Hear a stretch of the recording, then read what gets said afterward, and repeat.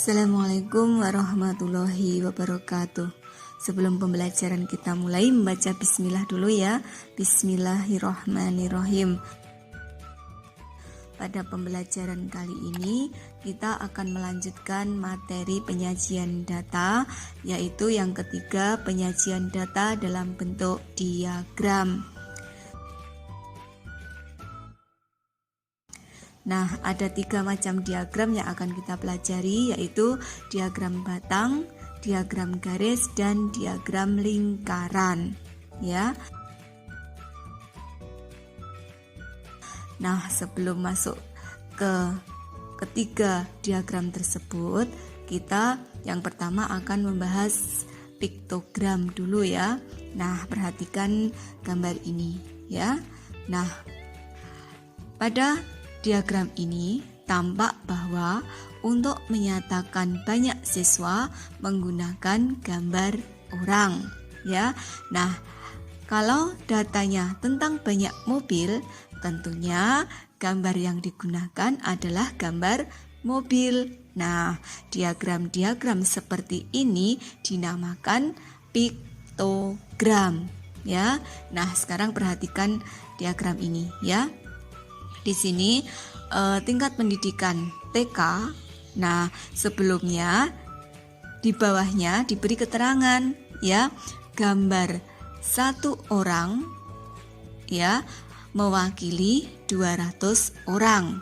Nah, kalau tingkat pendidikannya TK ada 4 gambar orang, berarti banyaknya tingkat pendidikannya TK ada berapa orang? Nah, tentunya 200 kali 4 berarti 800 orang ya, seperti ini. Nah, demikian juga yang tingkat pendidikannya SD. Nah, di sini ada berapa orang? Dihitung 1 2 3 4 5 6 7 8. Nah, berarti 8 kali 200 sama dengan 1600. Yang berpendidikan SD sebanyak 1600 orang, dan seterusnya seperti ini ya.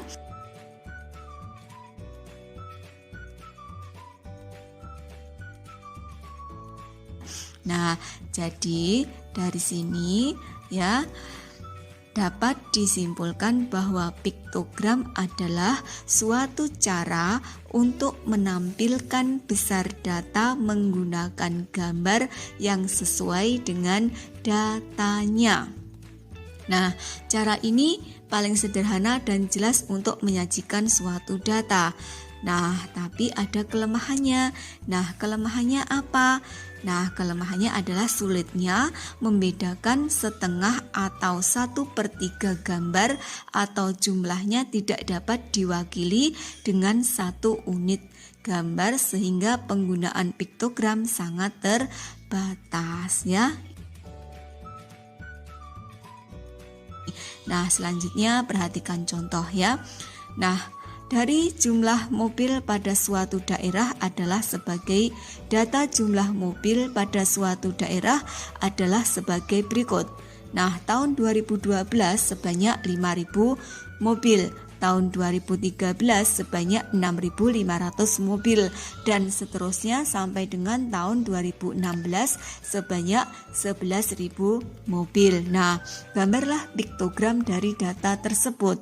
Nah, di sini tahun 2012 karena 5.000 berarti mobilnya ada 5. Nah, karena di sini ditulis bahwa gambar mobil, satu gambar mobil mewakili 1.000 mobil. Nah, jadi kalau 5.000 mobil, gambar mobilnya ada 5 ya. Nah, selanjutnya tahun 2013 sebanyak 6.500 mobil. Nah, di sini 6.000 berarti mobilnya ada 6. Nah, di sini ada 500 berarti setengah dari 1 mobil. Nah, gambar mobilnya setengah karena 500 ya. Seperti ini ya.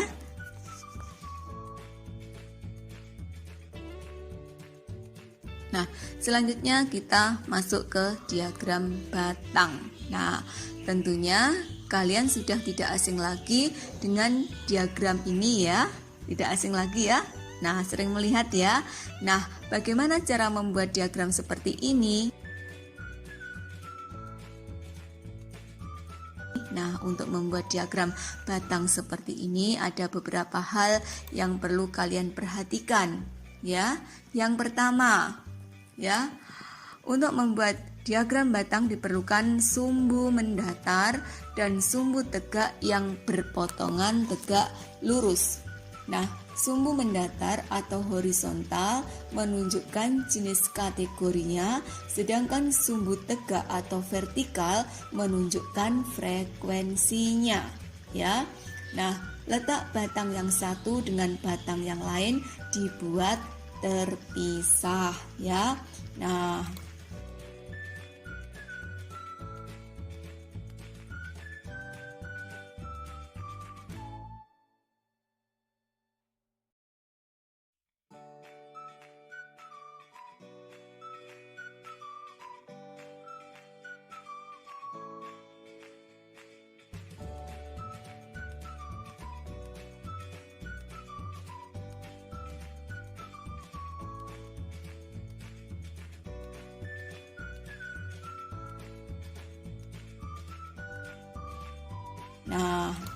selanjutnya perhatikan ini ya. Sumbu mendatar atau horizontal menunjukkan jenis kategorinya, sedangkan sumbu tegak atau vertikal menunjukkan frekuensinya.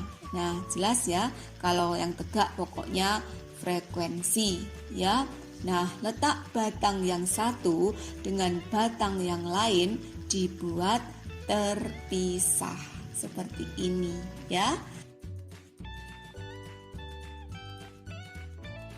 Nah, selanjutnya perhatikan contoh berikut. Tabel berikut menunjukkan jumlah siswa dengan aktivitas setelah pulang sekolah. Nah, yang melakukan aktivitas bermain ada 18 siswa, yang berolahraga 33, yang nonton TV 25 siswa. Nah, sekarang bagaimana bentuk diagram batangnya? Nah, untuk membuat diagram batang ya, langkah-langkahnya yang pertama, tulislah judulnya. Nah, kalian tulis judulnya dulu, aktivitas setelah sekolah ya. Selanjutnya yang kedua, tulislah kategori pada sumbu horizontal. Nah, di sini ada bermain, olahraga, belajar, les, nonton TV ya. Nah, selanjutnya tulislah frekuensi jumlah siswa pada sumbu vertikal ya. Nah, pilihlah interval yang cocok. Nah, di sini 0 sampai 5, 5 sampai 10, 10 sampai 15 seperti ini ya. Nah, kemudian gambar batangnya yang sesuai untuk tiap kategori. Nah, di sini yang melakukan aktivitas bermain sebanyak berapa siswa? 18. Nah, 18 letaknya di mana? Nah, tentunya di antara 15 dan 20. Nah, dikira-kira sendiri seperti ini ya. Nah, yang melakukan aktivitas olahraga berapa? 33. Nah, 33 tentunya letaknya di antara 30 dan 35 seperti ini ya. Bisa ya? Nah, itu.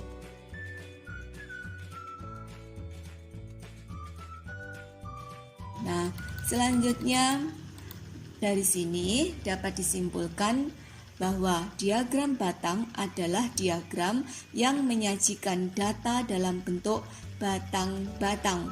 Nah, tiap batang lebarnya sama, sedangkan tinggi batang menyatakan frekuensi dari data yang bersangkutan.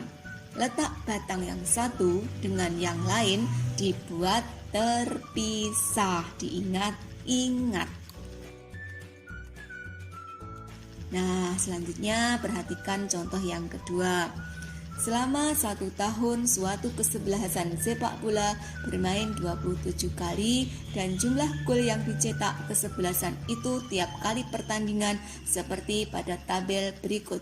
Buatlah diagram batang dari data tersebut. Nah, ini ya, jumlah gol. Yang jumlah golnya 0, frekuensinya 7. Nah, ini 0 ke 7 seperti ini ya.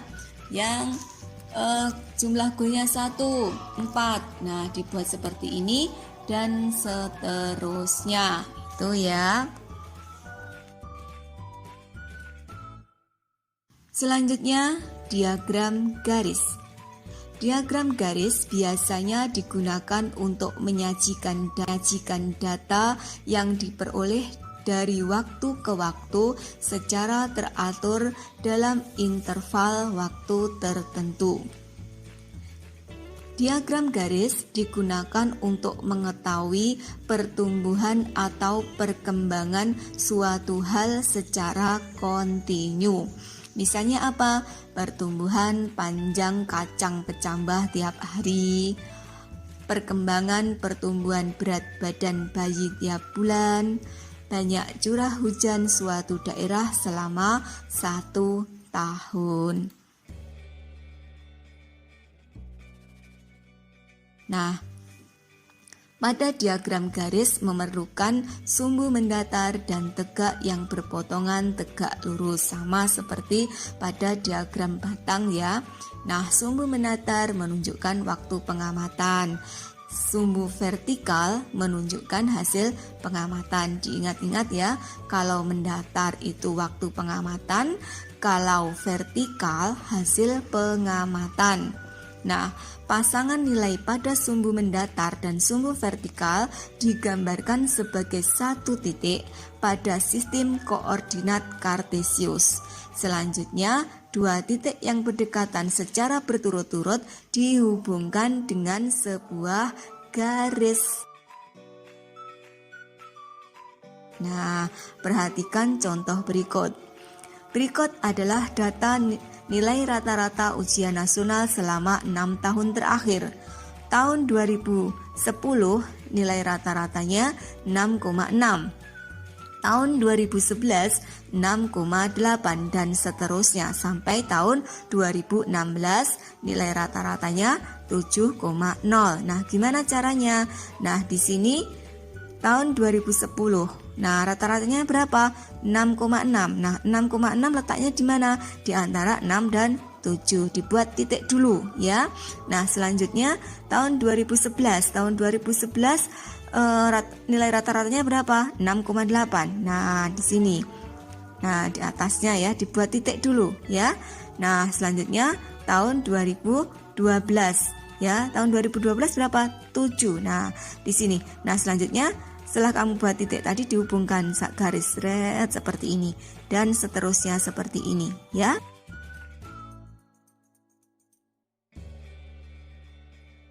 Nah, selanjutnya contoh yang kedua.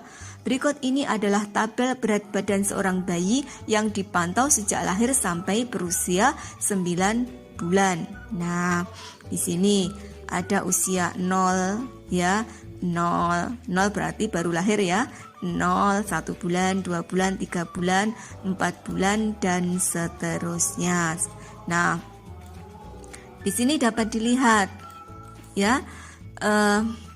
Pada umur 0 bulan beratnya 3,5, berarti 0 dengan 3,5 letaknya di titiknya di sini ya. Nah, selanjutnya pada umur 1 bulan beratnya 4 kilo. Nah, di sini. Nah, kemudian dihubungkan titik seret garis seperti ini ya. Nah, selanjutnya usia 2 bulan, 3 bulan dan seterusnya seperti ini ya. Mudah ya anak-anakku, tetap semangat ya. Akhirnya cukup sekian. Wassalamualaikum warahmatullahi wabarakatuh.